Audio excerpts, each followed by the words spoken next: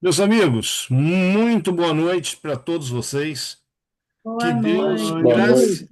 que Deus graciosamente nos abençoe nesta noite. Eu estava aqui já angustiado, que eu falei, puxa vida, a gente vai. Primeiro estudo de Êxodo, a gente vai Uhum. faltar, não é possível. Mas Deus sempre provê um meio para a gente Sim, trabalhar em prol dele. Então, mais uma vez, agradeço o Ricardo, a Mariana e a disposição deles. Eles logo obrigada. ligaram, falaram assim: vamos rotear? Vamos. Então, Deus seja louvado. Omar, Amém. gentileza, peça as bênçãos de Deus por esse momento. Oremos. Amém. Bondoso Pai querido, muito obrigado, Senhor, por nos conceder essa oportunidade de podermos estar na Tua presença, Amém. podermos estudar a Tua palavra Amém, Senhor. e, apesar de alguns imprevistos, aqui estamos, Senhor, com esse propósito, portanto, nos oriente através do Teu Santo Espírito, Amém, principalmente ao Senhor. Lutero. É o que Amém. nós te rogamos e agradecemos no doce e amado nome de Jesus. Amém, Amém. Senhor. Amém, Senhor. Amém. Amém. Bom, meus queridos, nós terminamos o livro de Gênesis com a ida de Jacó e toda a sua família para o Egito. Houve a Uhum. fome, José estava lá como governador e providenciou, melhor dizendo, que eles fossem para o Egito para escaparem da fome e até mesmo de uma possível extinção, não é? Porque a fome foi gravíssima em toda a região do Egito, a terra de Canaã, enfim, toda aquela área ali. Vocês se lembram quantas pessoas desceram ao Egito? Uhum. Uhum. Nós comentamos lá no último estudo o número de pessoas que desceram com Jacó ao Egito. Não me lembro. Eu não. Era mais Olha, ou menos 70, Lutervan? quantos? 70? 70. Mas, olha, eu vou expor uma coisa para vocês que, fazendo esse estudo, eu vim descobrir depois de 50 anos estudando a Bíblia. Uma Pô, coisinha, uma coisinha que tem eu não muito. participei do último estudo, não, hein? É, Você já estudou 50 anos, eu não participei do último, não. tá bom. Um detalhe que tem no texto e que vale a Hum. pena a gente apreciá-lo. Então vamos lá. Essa nossa série, a gente vai. Eu vou tomar emprestado esse título, Rumo à Terra Prometida. Eu vi esse título em um sermão, né, numa pregação, e eu estou me apropriando aí desse título para a gente colocar aí no livro de Êxodo, né? E cada semana a gente vai ter aí um título, né, um assunto que nós vamos tratar. Então vejamos.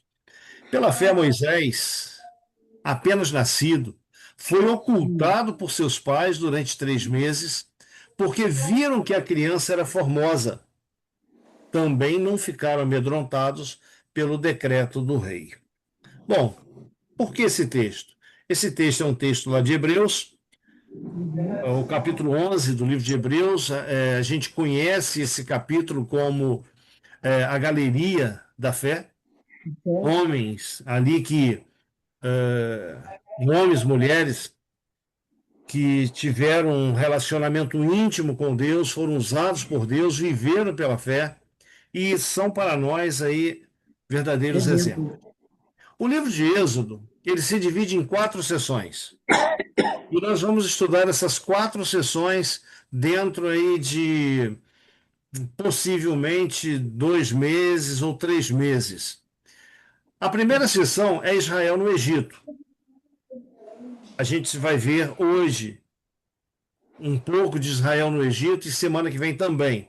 A segunda sessão é do Êxodo, da saída do povo de Israel até o Sinai. O que aconteceu aí nesses poucos meses em que deixaram o Egito e acamparam ali vamos dizer assim, na base do Sinai. A terceira sessão é o concerto em lei. A quarta sessão, rebelião e renovação, ok? A palavra êxodo, o termo êxodo no hebraico é shemot e quer dizer saída ou partida, ok? Outra coisa importante que a gente pode observar no livro de Êxodo é que quatro assuntos são destacados. Primeiro é a redenção, o ato histórico de Deus libertar Israel do Egito, tornou os israelitas a nação do seu povo escolhido. Eles consideravam isto como um acontecimento fundamental de sua história e o maior ato de Deus em seu favor. É interessante quando você lê a literatura bíblica, principalmente no Velho Testamento, a saída do Egito, a travessia do Mar Vermelho, isso é sempre contado, é sempre repetido. Por quê? Isso teve uma relevância muito grande para o povo de Deus, nesse período e aqueles que viveram depois. Por quê? Para eles, era o maior acontecimento, era o maior ato de Deus em seu favor. O segundo assunto importante e destacado no livro de Êxodo é o conserto. Veja, Deus tira o povo do Egito e Deus faz com eles um conserto. Um conserto de que cuidaria deles e os transformaria numa poderosa nação condicionalmente, se fossem obedientes a Deus. Bem, dentro desse concerto, para que ele pudesse ser um concerto saudável, Deus estabeleceu regras, leis. E dentro dessas leis, nós temos os 10 mandamentos, como os demais preceitos dados ali no Sinai, que mostravam como o povo deveria viver para ser feliz e produtivo.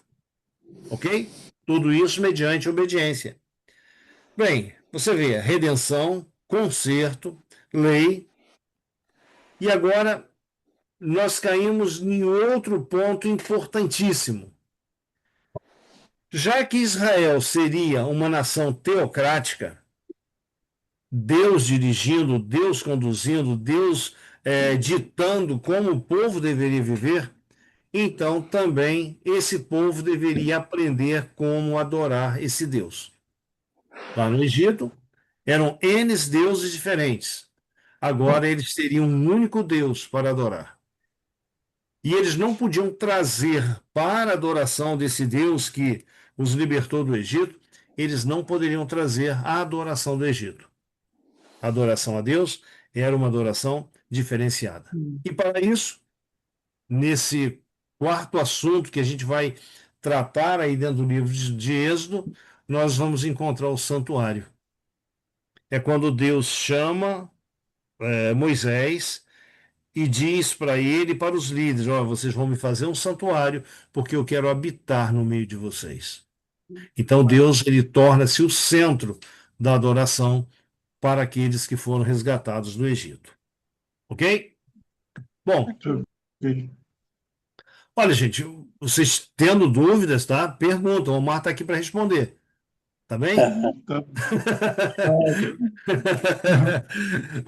O Omar, o Marcos, tá bom? Aqui, Só tá inteiro aí, cara. a realidade Só é tá que inteiro aí, tá bom. tá certo. A realidade é que a gente prepara, mas aí um lembra uma coisa, outro lembra outra e acaba completando. Tá bom, Marcos? Eduardo também, vocês fiquem à vontade para participar, tá bom? E os demais para perguntar, caso tenham dúvida. Bom, vamos abrir nossas Bíblias em Êxodo capítulo 1. Nós temos o texto aí na tela, mas é bom você acompanhar na sua Bíblia. É uma forma de você ter intimidade aí com a palavra de Deus. Meus queridos, achamos todos? Sim. Quando você vai no livro de Gênesis, né, você fez aquela pergunta: quantos desceram né? Sim, E aham. ali fala em 66 Isso. pessoas, né? Aham. No capítulo 46. Aí Isso. você vai no Êxodo, já são 70 pessoas. É. A gente vê aqui, Omar. Bom, vamos ler o texto. Omar, leia por gentileza. Êxodo 1, verso do 1 ao 7. São estes os nomes dos filhos de Israel que entraram com Jacó no Egito. Cada um entrou com a sua família. Rubem, Simeão, Levi, Judá, Issacar, Zebulon e Benjamim, Dan, Naphtali, Gade e Asser. Todas as pessoas, pois, que desceram de Jacó foram 70. José, porém, estava no Egito. Faleceu José e todos seus irmãos e toda aquela geração. Mas os filhos de Israel foram fecundos e aumentaram muito e se multiplicaram e grandemente se fortaleceram, de maneira que a terra se encheu deles. Ok. Vejam, quando você olha lá os últimos versos do livro de Gênesis, que falam lá 66 almas, é interessante que José e os dois filhos e Jacó, eles não são contados. Por isso, Uhum. 66. 66 mais 4, 70. Aí aqui, no verso 5, todas as pessoas, pois, que descenderam de Jacó foram 70. Você Certo. vê que a conta não bate. Porque se descenderam de Sim. Jacó e Jacó desceu, seria 71, ok? Mas não, a conta é essa mesmo, é 70. 70. Agora, olha só, aqui em vermelho, todas as pessoas que descenderam de Jacó. Aí embaixo eu coloquei 70 pessoas, sem contar as mulheres e servos. Sim. Somente homens. Então aqui você vai encontrar os filhos de Jacó, todos esses aqui, de Ruben até Azer, mais José, e os netos de Jacó, possivelmente bisnetos também, para formar o número de 70 pessoas. Então, convenhamos, de toda, vamos dizer assim, de todo o acampamento de Jacó que desceu ao Egito, o número é muitíssimo superior a 70 pessoas. Sim. Né? Eu, lendo um comentário bíblico, lá vem explicando o verso 5 e lá vem dizendo, olha, sem contar as mulheres e os servos. Isso aqui que eu falei para vocês há pouco. Eu vim descobrir fazendo esse estudo. Não é? Então é uma informação, e se alguém já sabia, amém. Mas a gente descobriu isso fazendo esse estudo. Bom, queridos, você alguma vez já duvidou das promessas de Deus?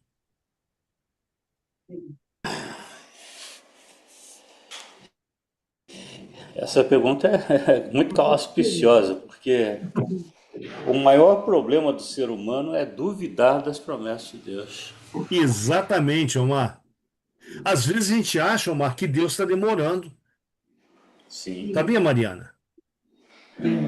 Uma vez eu conversando com Sandra, a gente estava vivendo uma situação delicada. Eu falei para Sandra, Sandra, Deus é muito lento para resolver os problemas da gente. Depois eu fui para casa, ali o ânimo esfriou um pouco. Eu fui para casa, falei, Senhor, por favor, me perdoe. Eu não sei onde eu estava com a cabeça em falar aquilo. Eu sei que o Senhor tem o controle de todas as coisas e no devido tempo o Senhor vai fazer aquilo que é o melhor para nós. Mas a gente é imediatista, a gente quer que Deus resolva as nossas situações de imediato.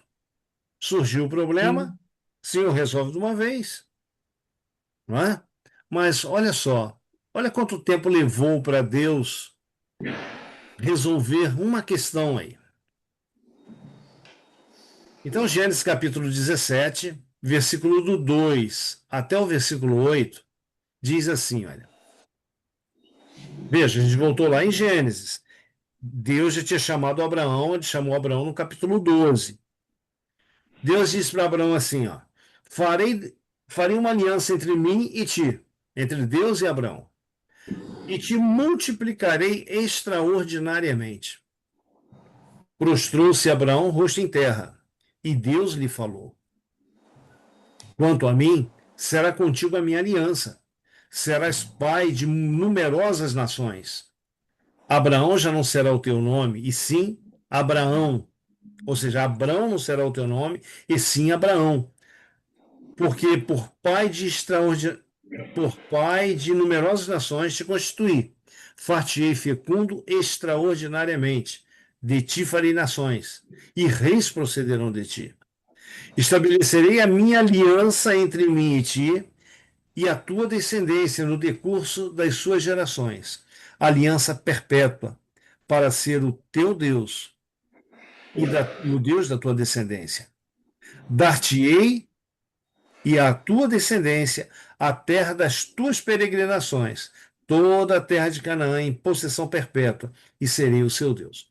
Agora, veja bem, vamos tomar aqui esses negritos. Deus diz: te multiplicarei extraordinariamente. Aconteceu? Sim. Aconteceu. Sem sombra de dúvidas. Serás pai de numerosas nações.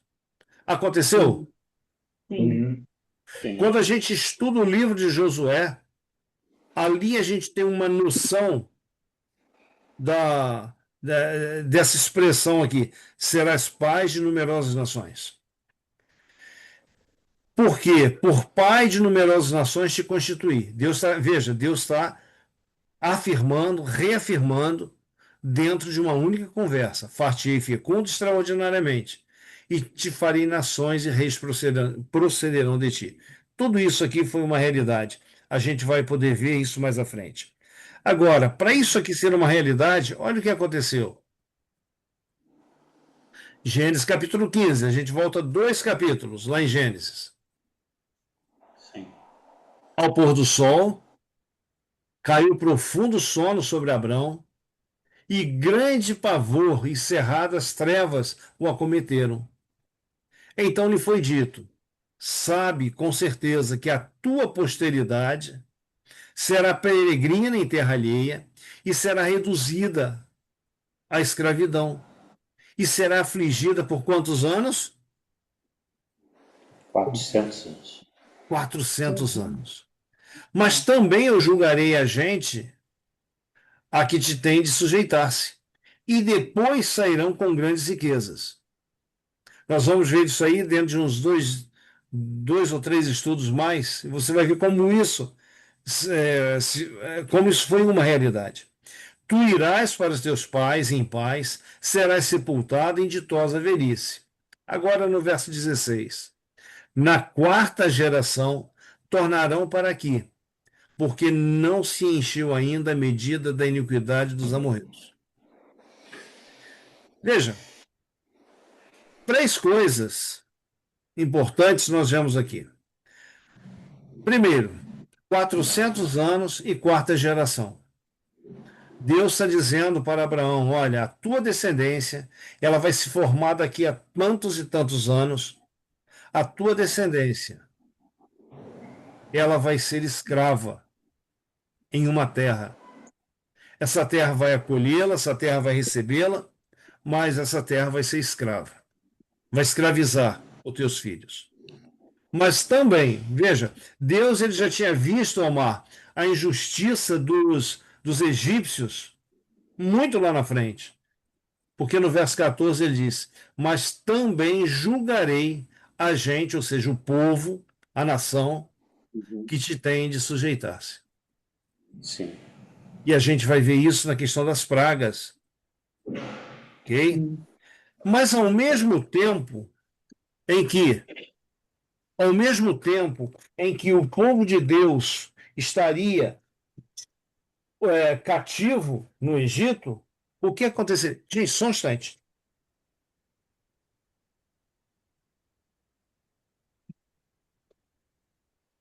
Ele conseguiu a internet do vizinho dele lá, o Aluno. Eu liguei tudo, esqueci de ligar a bateria.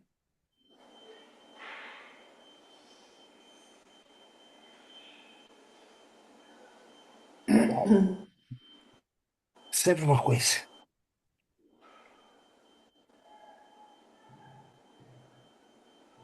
Aí.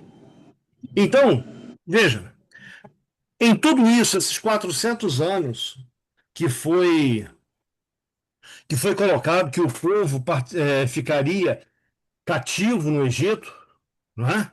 Nessa terra estranha, a gente também observa uma coisa. Esse tempo foi misericórdia. Misericórdia para quem? Para os amorreus.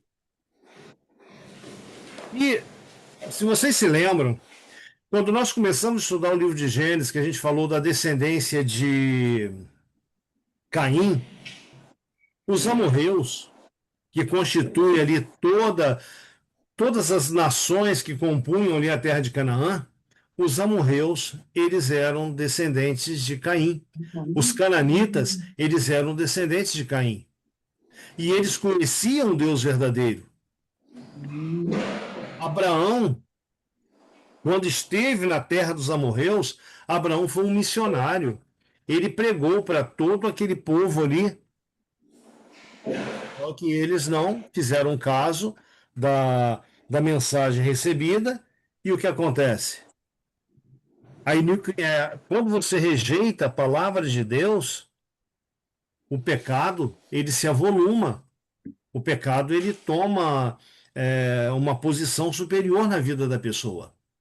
Então, meus amados, no verso 16, na quarta geração tornarão para aqui, para a terra onde Abraão estava, porque não se encheu ainda a medida da iniquidade dos amorreus. Esse tempo foi um tempo de graça, foi um tempo de salvação. Então, entre o finalzinho do livro de Gênesis e o Êxodo, Roberto, a gente tem aí Sim. 400 anos, ok? Uhum. 400. Então, nos dias de José, o Egito era dominado por um grupo chamado de Ixos. Então, eles também não eram do Egito. Eles não eram egípcios. Eles eram estrangeiros, eram um povo asiático de origem semita também. Assim como José era semita. O que é semita? É descendente de Sem. Sem era filho de Noé. Noé teve 3 filhos: Sem, Cã e Jafé. Café. Não é? Então, os semitas, aqueles que eram adoradores do Deus verdadeiro, depois do dilúvio, eles se dividiram em ramificações. E uma dessas ramificações eram os Ixos. E eles dominaram o Egito. Agora, observe um detalhe curioso.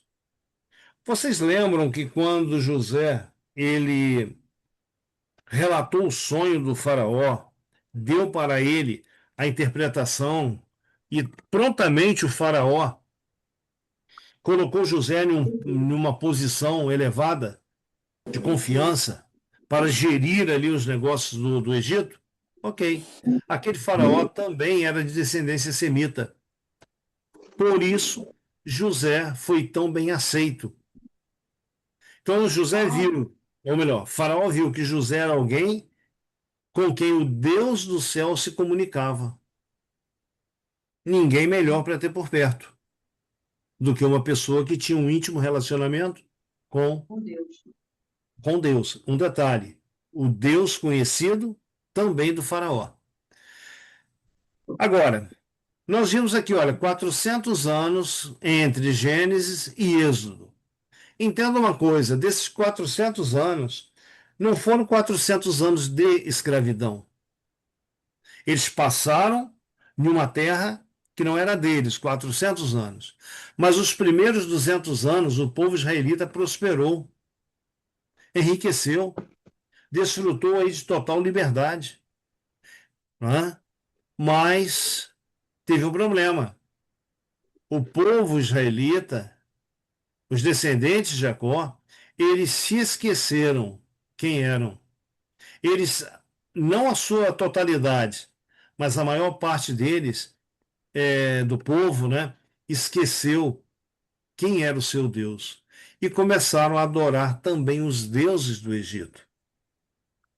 Então sobe, né? É, sobe um faraó que agora não conhece José. Mas isso aqui é interessante. Evan, tem uma coisa assim bacana que eu li uma vez, né? Que até a Bíblia fala que quando José traz os seus irmãos ali, ele dá o conselho para que eles falassem que eles eram pastores de ovelha, né? Assim, para Sim, que deixasse claro que eles não queriam fazer parte do governo, de repente não tivesse intenção ali, né? De como José ali, né? Está fazendo ali parte, né? Da liderança do povo, né? Só que mesmo assim, depois que parece que esse faraó sai, né? O outro ele fica com medo mais uma vez, né, do povo ali querer tomar talvez o lugar deles, né? a realidade, Marcos, que eu não sei quantos faraós vieram depois daquele faraó que deu Uhum. o cargo de governador a José. Mas uma coisa é certa: nos 200 anos que o povo de Israel esteve ali no Egito, os primeiros 200 anos, aqueles faraós que ocuparam a função depois, eles conheciam a história de José. Eles conheciam a história do povo de José que desceu ao Egito. E isso para eles, sem problema algum, ok? Sem problema algum. Conviviam muito bem. Só teve um porém. Olha só, antes da gente falar desse porém, a terra para onde o povo de Jacó foi era chamada terra de Gósen, ok? Essa terra de Gósen, ela era no Baixo Egito. O Egito era dividido em duas partes. Eram dois governos. O, o governo do faraó, do tempo de José, ele era do Baixo Egito. A terra de Gósen era do Baixo Egito. Com o passar do tempo, essa região da terra de Gósen foi chamada de Delta do Nilo. Aqui você vê na imagem, aonde tem aqui embaixo, Meindum, aqui é o Rio Nilo, que segue seu curso, e quando ele chega numa determinada região, ele se divide em vários braços, formando o quê? Um aspecto triangular. Por isso que aqui se tornou, mais tarde, chamado o Delta do Nilo. Essa área aqui, vamos dizer assim, que era a área mais nobre de todo o Egito. Por quê? Até hoje, Até hoje, né, Omar? até hoje, é a área mais nobre por causa da a qualidade, né, da terra, né, a Isso, fertilidade da terra. exatamente. Omar, quando o Nilo chegava aqui embaixo, na época das chuvas, ele já estava num volume d'água muito grande.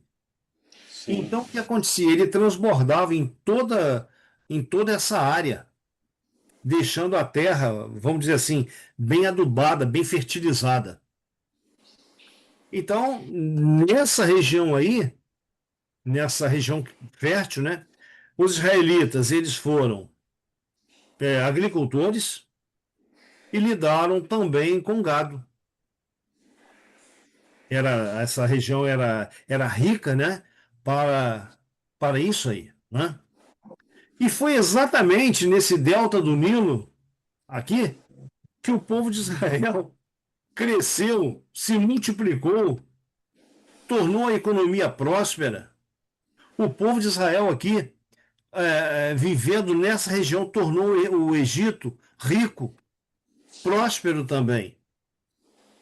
Economicamente era uma ameaça para o, vamos dizer assim, para o governo, de tão próspero que era essa terra de Goze.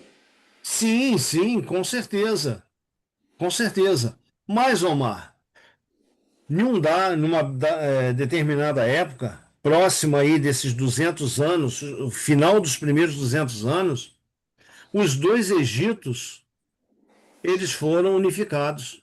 Sim. Né? O Alto Egito, ele dominou aí a governância do Baixo Egito e toda a terra agora do Egito foi dominada por um faraó só. Então vejamos, a gente tem alguns nomes aqui de alguns faraós. O verso 8 aí de Gênesis, o que que nós lemos? Marcos, pode ler para a gente? Ele sim. Hum. 29. Entremente se levantou o novo rei sobre o Egito, que apareceu só um negócio na frente ali. Opa, Que não perdão. conheceram José. Isso. Ele, ele disse ao seu povo: Eis que o povo dos filhos de Israel é mais numeroso e mais forte do que nós. Eu estava vendo esse texto, eu procurei ver esse texto em alguns comentários. Alguns comentaristas dizem que isso aqui é uma força de expressão, mas outros comentaristas, eles dizem que não, que isso aqui é uma realidade. O povo de Israel cresceu tanto que o número de israelitas era superior ao número de egípcios. Ok? Bem, veja bem, por que que esse faraó que surge, ele não conhece José? Possivelmente, esse faraó, ele não era faraó do Baixo Egito, e sim do Alto Egito, que dominou toda aquela região. Bem, veja só, a prosperidade de Israel no Egito se transformou em um problema. O novo faraó egípcio, ele ficou, a Bíblia vem trazendo isso aí para a gente, né? Que ele ficou com ciúmes e medo do povo de Israel. Então, o que ele faz? Ele escraviza o povo de maneira astuta, submetendo a trabalho árduo e opressão. Bem, veja bem, nós falamos lá atrás que o povo de Israel, naquela região do delta do Nilo, ele prosperou e enriqueceu, ok? Esse faraó que surge, expulsa aí os Ixos, Amoses primeiro, ele reinou, vamos dizer, no Egito entre 1580 e 1546. 34 anos somente. Mas esse camarada, ele causou terror para o povo de Israel. Aí vem depois dele um outro, Amenhotep I. E esse Hum, camarada aqui, quando ele chega no poder, ele chegou no poder em 1553 a 1532. Ah, o que que você encontra aqui, esse camarada fazendo? Ele subtraindo, ele tirando tudo aquilo que os israelitas haviam conquistado. Então, em um tempo, né, em 200 anos, os israelitas eram ricos, prósperos, e nos outros 200 anos, eles eram miseráveis. Engraçado, né? Parece até que a história do Egito é, se repete em nossos dias, né? sim. É o que a gente vê, né? Bom, aí olha só, a mudança drástica aí da crueldade lançada sobre os israelitas, Amenhotep.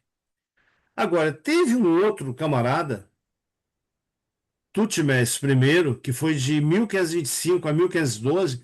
Esse período aqui é exatamente o período em que Moisés nasce. O que que esse camarada faz? Ele expede um decreto de lei mandando matar todos os bebês israelitas do sexo masculino. Então a gente aqui agora a gente começa olhando para a Bíblia, a gente vê que tudo isso aí é uma realidade. Interessante, meus queridos, que Amós I, Amenhotep, Tutmés I, tudo isso aqui está registrado nos livros de história. O que Uhum. esses faraós fizeram, ok? Você vai observar um detalhe curioso. Por que que a Bíblia, Omar, não cita o nome desses camaradas, desses faraós? Bom, eu não sei o motivo principal, mas eu acredito que por eles serem adoradores, por eles serem pagãos, idólatras, né? Não tinha relevância. Então, A Bíblia não cita o nome deles, Bom, vamos lá. Nabucodonosor era pagão e idólatra? mas É, Nabucodonosor se converteu, né? Ah, olha só o ponto. Então vamos é, ver. ué. Vamos ver o que é que aconteceu. Olha só, o verso 11 vem dizendo que sobre os israelitas foram colocados aí feitores ou capatazes de obras para que eles fossem afligidos de tal forma que tempo, eles não tivessem tempo para Adorar a Deus. planejar, enfim, Adorar a Deus. adorar a É, Deus, nada. E um detalhe, eles foram afligidos também de tal forma que o corpo deles ficasse em extremo cansaço, para que a produção de filhos, que a diminuir, natalidade israelita diminuísse. diminuir, não reproduzissem mais, né? Com Foi? tanta rapidez. É verdade. Então, olha só, as grandes cidades do Egito daquela época, como Pitom e Ramsés, foram cidades celeiros, né? Elas foram construídas pelos israelitas, na base do chicote, da opressão, do terror. Trabalho forçado. Forçado, escravo. Agora, o que motivou o decreto para a morte das crianças? Olha isso aqui, é isso aí, Ricardo, Ricardo, o Eduardo, que você falou. Quanto mais os afligiam, tanto mais se multiplicavam e tanto mais se espalhavam, de maneira que se inquietavam por causa dos filhos de Israel. Eu coloquei aqui do lado um cálculo matemático curioso. Olha só, em 9 parcelas, um resultado de 1 vezes 8 mais 1, olha quanto chega. E- Isso aqui é chamado na matemática de modo ou efeito multiplicador. Foi exatamente isso aqui que aconteceu com Israel. A Bíblia vem dizendo, ó, se multiplicavam, tanto mais se multiplicavam e tanto mais se espalhavam. Veja, Eu tenho uma outra conta, né? Eu faço de outra maneira essa conta, vamos lá. sem usar logaritmo nada, exponencial. Aham. Então, 70 pessoas desceram, ficaram lá 400 anos em escravidão.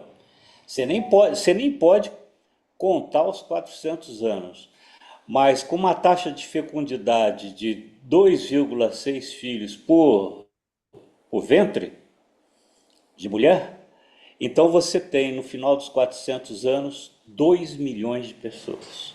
E foi exatamente essa quantidade de pessoas que, que foram saíram do Egito, êxodo. Gente, 70 pessoas para 2 milhões de pessoas, É muita olha, isso coisa. aí é uma explosão demográfica. 2,6 filhos por ventre, Lutervano. Não é muito, não. Não é Hoje muito. na África tem países lá que tem, em média, 5 filhos por ventre. Hoje, atualmente. Eu não estou falando na época do Egito, estou falando hoje. Hoje. O crescimento, a densidade populacional é tão grande que a taxa de fecundidade chega a ser 5 por ventre. No Egito, nessa época, a gente colocando 2,6 por ventre, né, a Bíblia deixa bem claro que eles cresciam nessa proporção. Então, chega a 2 milhões de pessoas. Agora, Omar, você vê uma coisa.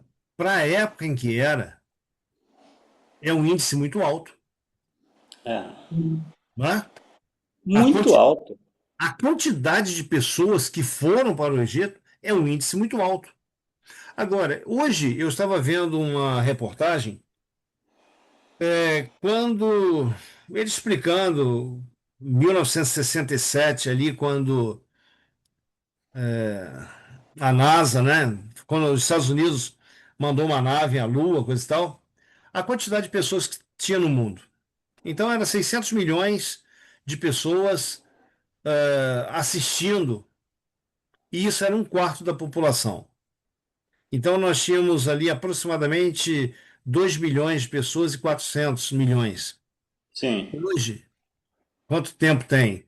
67, 50, 3, 70 anos. 60 anos, não é? 60 anos.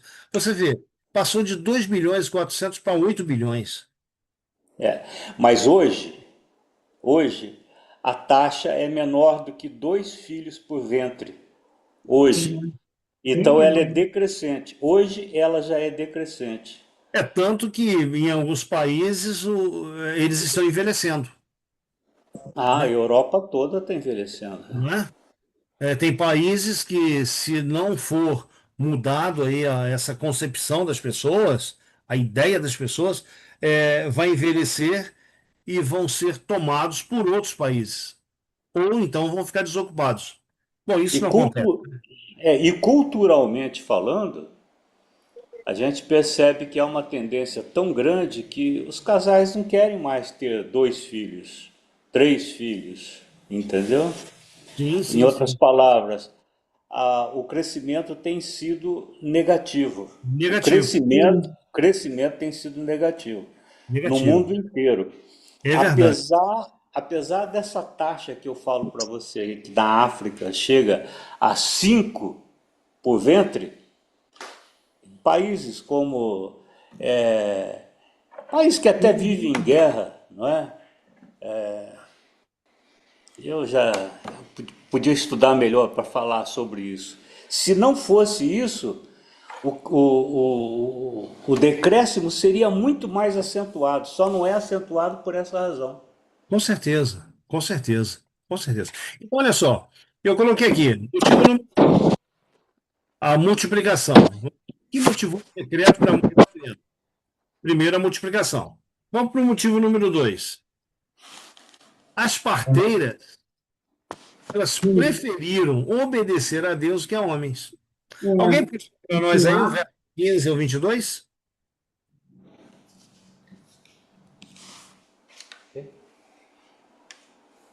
está chovendo. O rei do Egito ordenou às parteiras hebreias, das quais uma se chamava Sifrá e outra Muito Puá, de dizendo: Portugal. Quando servirdes de parteiras hebreias, examinai. Se for filho, matai-o, mas se for filha, que viva. As parteiras, porém, temeram a Deus e não fizeram como lhes ordenara o rei do Egito, antes deixaram viver os meninos. Então ordenou Faraó a todo o seu povo, dizendo: A todos os filhos que nascerem os hebreus lançareis no Nilo, mas a todas as filhas deixareis viver. Gente, você reparou? As parteiras é citado o que delas? Preferiram obedecer a O Deus que a nome, homens. O nome. Quando eu falei, Omar, de Nabucodonosor, você falou assim, ele se converteu. Veja, sim, as parteiras hebreias, elas fizeram o quê? Ah, tá. obedeceram a Deus, temeram a Deus. Obedeceram, né, a Deus. Preferiram, né, temeram a Deus. Então colocaram Deus em primeiro plano Uhum. na vida delas. E eu vou explicar isso já já. Olha só. A importância de um nome.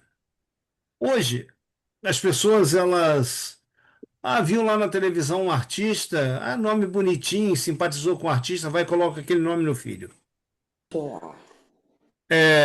Sem saber o que o nome significa e tudo mais. Para a cultura hebraica, colocar um nome em um filho tinha uma importância muito grande. Na mente dos pais, quando colocavam o nome em um filho, eles visualizavam aquele filho como uma bênção, né? Então, olha só, quando fala aqui de cifrar e puar, diz que o rei do Egito ordenou as parteiras hebreias, das quais se chamavam Sifrá e a outra Puá. Então, Sifrá, o significado é beleza, e Puá, esplendor.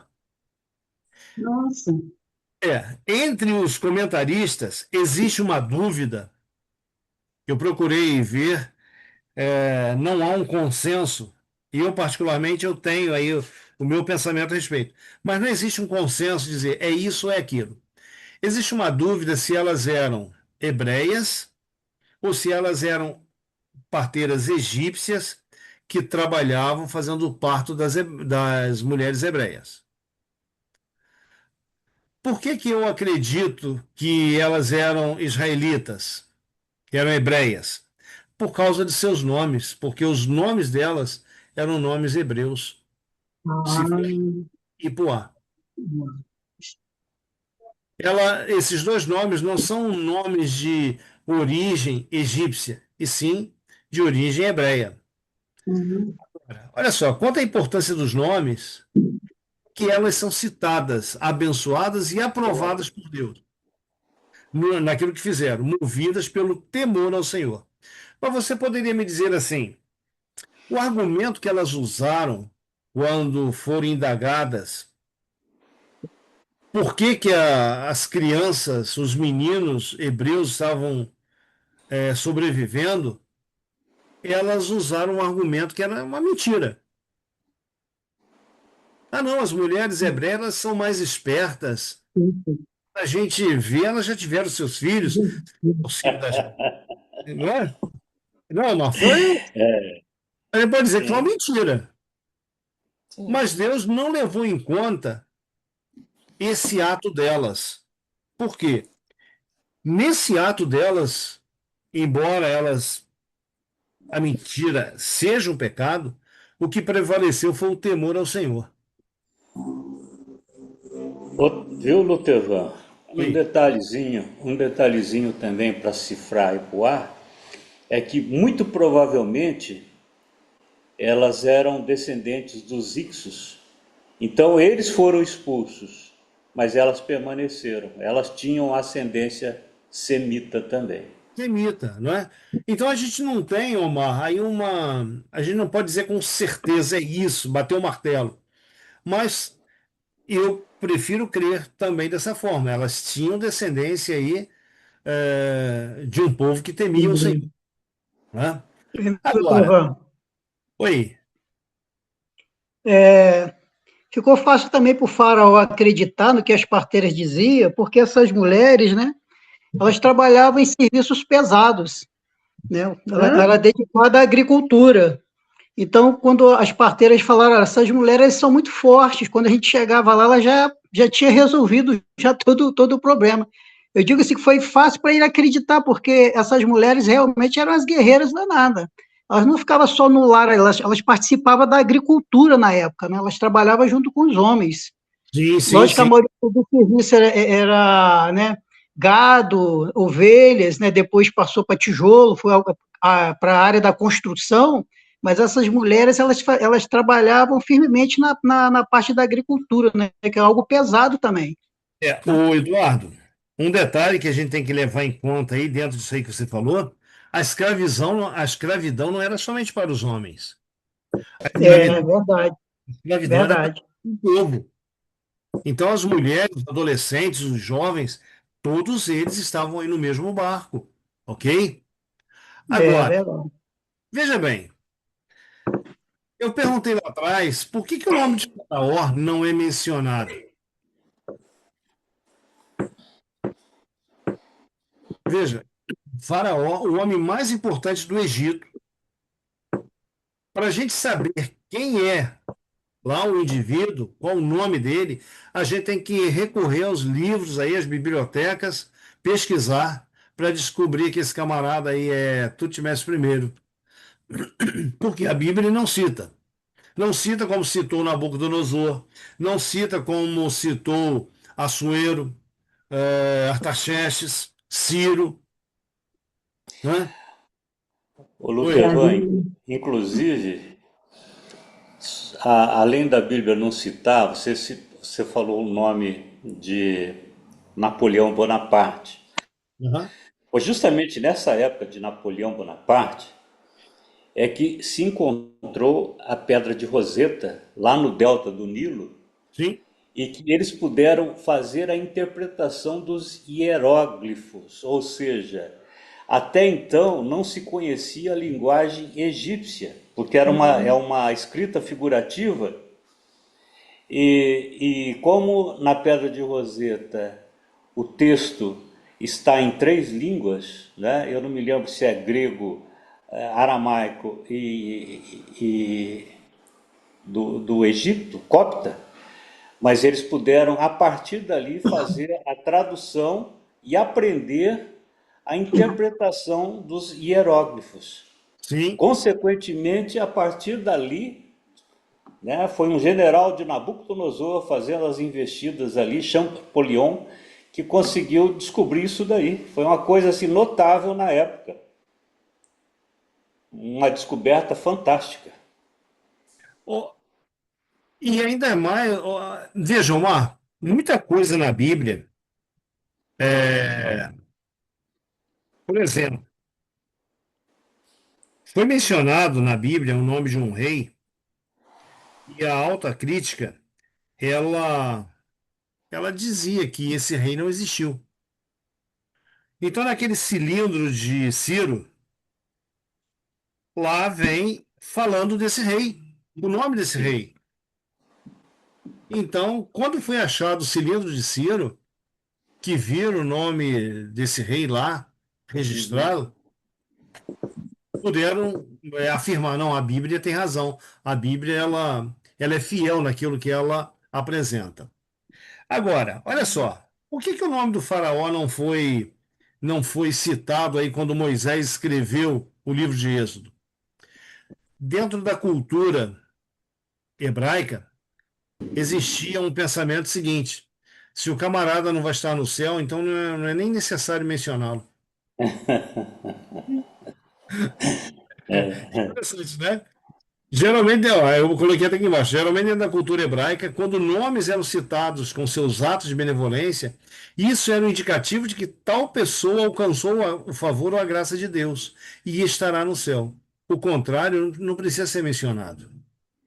É bem verdade que se você olhar aí no contexto bíblico, você vai encontrar muitas pessoas que dentro da informação bíblica, elas não alcançaram a salvação, estão registrados lá o nome delas. Tem Judas e muitos outros, né? Saúl. Alexandre, o Latoeiro, né, e outros mais, né?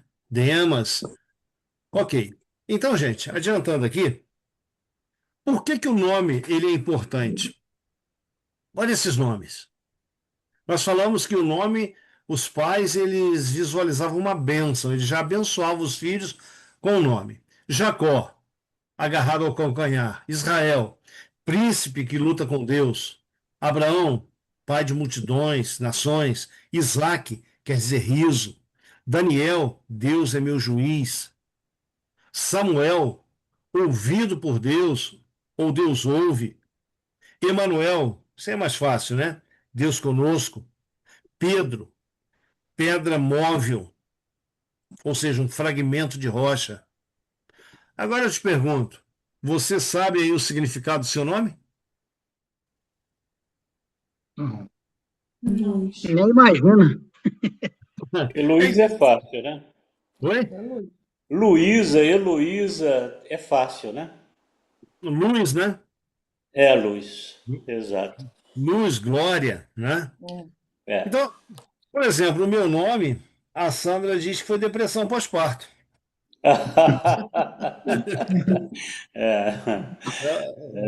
O meu nome, o nome do meu pai, junção de nomes, sinceramente, eu nunca encontrei um significado. Agora, gente, quando aquele, esse rei aqui, olha, Tutmés primeiro, quando ele faz o decreto para que as crianças, os meninos egípcios fossem mortos, o texto que nós lemos abrindo esse estudo diz que os pais de Moisés acharam o menino tão lindo que eles não temeram o decreto do rei. E eles preservaram a vida do menino ali por 3 meses. Só que você não consegue esconder uma criança. Eu fico vendo a Elisa lá quando chora, os vizinhos já foram lá perguntar se preciso de ajuda. De tão alto que a bichinha chora. Uhum. Agora, veja bem, como que Deus ele conduz os acontecimentos. Dentro desse contexto aí, em que os meninos deveriam ser mortos, a filha do faraó, ela estéril. E a filha do faraó, ela ia ao rio Nilo. Eles acreditavam que o rio Nilo havia um deus ali chamado Deus Rap, que era o deus do Nilo, aquele que gerava a vida, juntamente aí com outros deuses, mas do Nilo era ele. Ela ia toda vez ali banhar-se. E não era tomar banhos como nós tomamos banho, não, não. O banhar-se ali era cultuar o Deus do Nilo e pedir ao Deus do Nilo um filho. Exatamente nesse tempo, Moisés está aí com seus 3 meses. Então, o que que Joquebede faz? Ela, temente a Deus, ela trazia a promessa de que haveria um libertador, e ela vendo o seu filho, eu não sei se por inspiração ou se por dedução, prefiro crer em inspiração, ela olha para o seu filho e ela pensa: seria este o libertador? Então, ela faz um cesto ali de juncos, né? A semelhança dos cestos de papiros que os egípcios faziam, betuma ele para que não entre água, coloca o menino dentro e lança o menino lá no rio, exatamente próximo ali onde a princesa ia banhar-se. Então, olha só, aqui nós colocamos, né? Ah, já falamos sobre isso aqui, né? Quando a princesa ela vê aquele cesto vindo na sua direção e um Não, bebê dentro chorando, ela abre e ela reconhece que é um bebê hebreu. E ela se compadece da criança que está chorando. E agora eu pergunto a você, por que que ela tomou aquele bebê para si? Ela queria um filho? Oi? Ela queria um filho? Ela queria um filho. Aqui, Ricardo, sim. olha só. Estou sublinhando aqui. Ela crê que aquela criança, ela reconhece primeiro que é um bebê hebreu. Está lá em Êxodo 2, verso 6. Mas também ela crê que é uma resposta às Você suas já orações.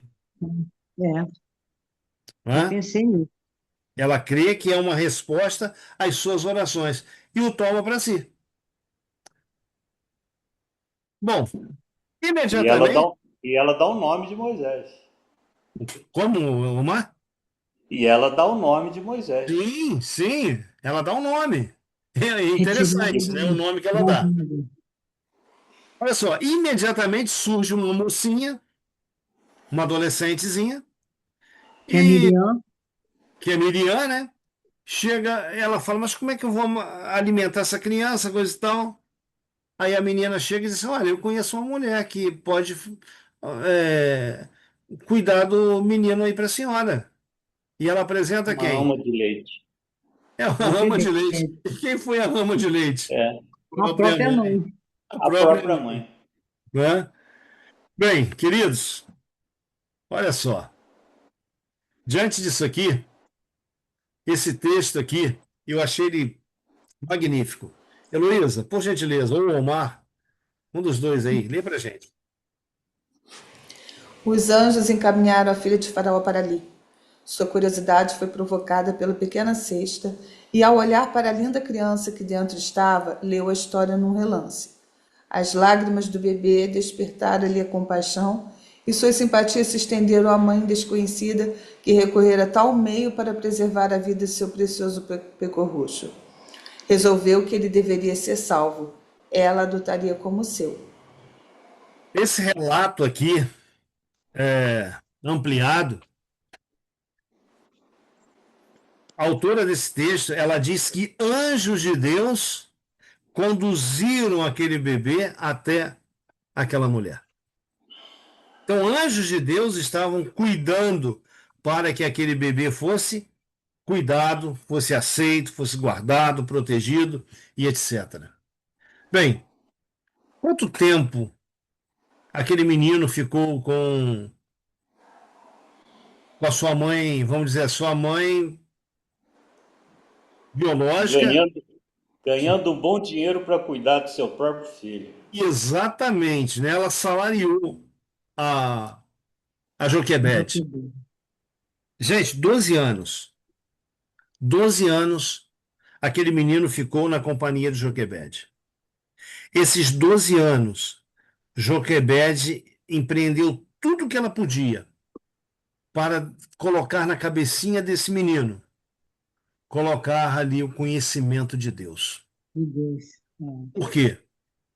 Porque chegaria o tempo que aquele menino sairia da companhia dela e ia para a corte egípcia. Né? Então, olha só, durante o tempo em que o menino ficou em companhia de sua mãe biológica, ela o educou no conhecimento de Deus, do Deus de Israel, de forma que, quando fosse levado para o palácio, soubesse fazer distinção entre o verdadeiro e o falso. E ensinou-lhe também sobre a profecia de um libertador que viria para resgatar o povo de Deus. Bom, passaram os 12 anos. Né? Passaram os 12 anos e a princesa agora vem até Joquebede e diz para ela: Olha, agora eu vou levar o menino para o palácio. E ela deu um nome para o menino. Qual o nome? Rapmoses. Rapmose. Ou seja, Rap é o quê? É o É o, deus das águas, é o deus do Nilo. é o deus do Nilo. Então, Rapmose, tirado ou retirado do Nilo, né? Ou dado pelo deus Rap. Né? Mais tarde, veja, esse menino ficou com esse nome aí durante muito tempo, mas mais tarde ele mesmo exclui o primeiro nome que o identificava com o deus do Nilo e fica somente com o segundo nome. Moisés. Moisés, primeiro era Moshe, ou Moisés como nós conhecemos. Né? Bom, no período em que Moisés ficou no Egito, a partir dos 12 anos, gente, ele fez faculdade de tudo. Ele fez faculdade de teologia, astronomia, medicina, matemática, ciência militar e leis e muitas outras matérias consideradas aí pertinentes àquele, né, que seria aí possivelmente o futuro faraó. Veja, para isso Moisés foi educado, para ser o futuro faraó do Egito. Sim.